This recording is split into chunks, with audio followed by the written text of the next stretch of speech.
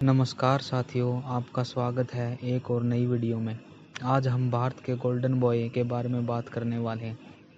नीरज चोपड़ा एक भारतीय एथलीट हैं जिन्होंने भाला फेंक में विश्व स्तर पर भारत का नाम रोशन किया है। वे भारत के पहले ऐसे एथलीट हैं जिन्होंने ओलंपिक खेलों में ट्रैक एंड फील्ड इवेंट में स्वर्ण पदक जीता है। नीरज चोपड़ा का जन्म 24 दिसंबर 1997 को हरियाणा के पानीपत जिले के खंडरा गांव में हुआ था। वे किसान परिवार से ताल्लुकात रखते हैं। उनके पिता सतीश कुमार चोपड़ा खेती करते हैं। उनकी माता सरोज देवी एक गृहिणी है। नीरज के परिवार में 3 बहनें भी हैं। बचपन से ही नीरज को खेलों में रुचि थी, लेकिन उनकी शारीरिक बनावट के कारण उनके परिवार को उनकी सेहत की चिंता सताती रहती थी। नीरज का वजन बचपन से ही बहुत ज़्यादा था, जिसके कारण उनके गांव के लोग उन्हें चिढ़ाते थे। उनके पिता ने उन्हें फिटनेस के खेलों के लिए प्रेरित किया। यहीं से नीरज की खेल यात्रा शुरू हुई। जैवलिन थ्रो की शुरुआत नीरज ने खेलों की दुनिया में अपना पहला कदम एक धावक के रूप में रखा था, लेकिन उन्हें इनमें विशेष रुचि बिल्कुल भी नहीं थी। उनकी मुलाकात जय चौधरी नामक कोच से हुई। उन्होंने उन्हें जैवलिन थ्रो के लिए प्रेरित किया। जैवलिन थ्रो एक ऐसा खेल है जिसमें धीरज, ताकत, तकनीक, मानसिक स्थिति की आवश्यकता होती है। नीरज ने जल्द ही इस खेल में रुचि विकसित की और इसे अपने करियर के रूप में चुनने का निर्णय लिया। 11 में मात्र 13 वर्ष की आयु में नीरज ने पानीपत स्टेडियम में अपना पहला भाला फेंका।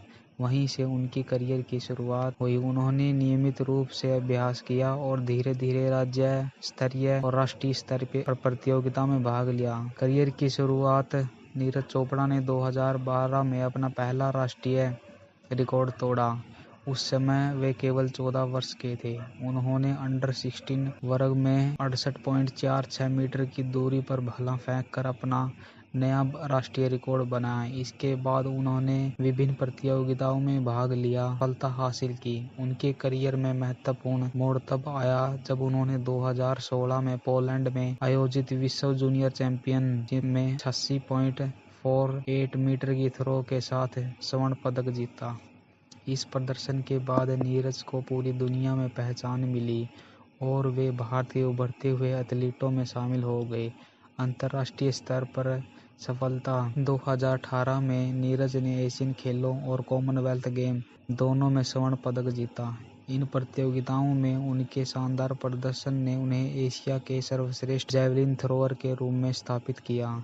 कॉमनवेल्थ गेम में नीरज ने 86.47 मीटर की थ्रो के साथ स्वर्ण पदक जीता, जबकि एशियाई खेलों में उन्होंने 88.06 मीटर की दूरी पर भाला फेंक कर नया राष्ट्रीय रिकॉर्ड बनाया। इन दोनों स्वर्ण पदकों ने नीरज को भारत के प्रमुख एथलीटों में से एक बना दिया।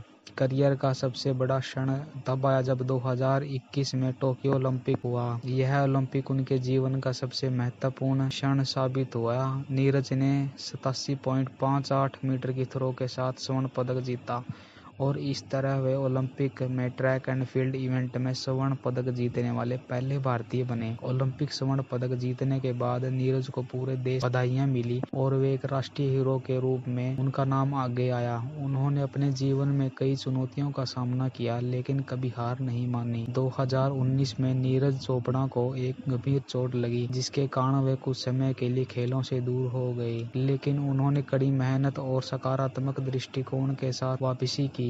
नीरज का कहना है कि उनके जीवन में परिवार, कोच और दोस्तों का विशेष योगदान है। वे युवाओं को खेल में करियर बनाने के लिए प्रेरित करते हैं और हमेशा अनुशासन, कड़ी मेहनत, सकारात्मक सोच का संदेश देते हैं। नीरज को भारतीय सेना में भी जूनियर कमांडेंट अधिकारी के रूप में नियुक्त किया गया था, जो उनके जीवन में एक और गौरवपूर्ण पहलू है। पुरस्कार और सम्मान नीरज चोपड़ा को अपनी उपलब्धि के लिए कई पुरस्कार और सम्मान मिल चुके हैं। टोक्यो ओलंपिक के बाद उन्हें महान खेल पुरस्कार से नवाजा गया उन्हें राजीव गांधी खेल पुरस्कार भी मिला गया है। इसके अलावा नीरज को अर्जुन पुरस्कार और पद्म श्री से भी सम्मानित किया गया है। विश्व चैंपियनशिप में 2024 पेरिस ओलंपिक में नीरज चोपड़ा ने सिल्वर मेडल हासिल किया। नीरज चोपड़ा का जन्म संघर्ष, मेहनत, सफलता की एक अद्वितीय कहानी है। एक छोटे से गांव से निकलकर उन्होंने विश्व स्तर पर भारत का नाम रोशन किया। उनकी सफलता ने भारत में खेलों के प्रति जागरूकता बढ़ाई और लाखों युवाओं के लिए प्रेरणा का स्रोत बनी। नीरज ने यह साबित कर दिया कि यदि उनके पास दृढ़ संकल्प और मेहनत जज्बा हो तो आप किसी भी लक्ष्य को हासिल कर सकते हैं। उनके जीवन से हमें यह सीखने को मिलता है कि सपनों को सच करने के लिए सिर्फ मेहनत की जरूरत होती है। आज की वीडियो में हम इतना ही बात करेंगे। धन्यवाद।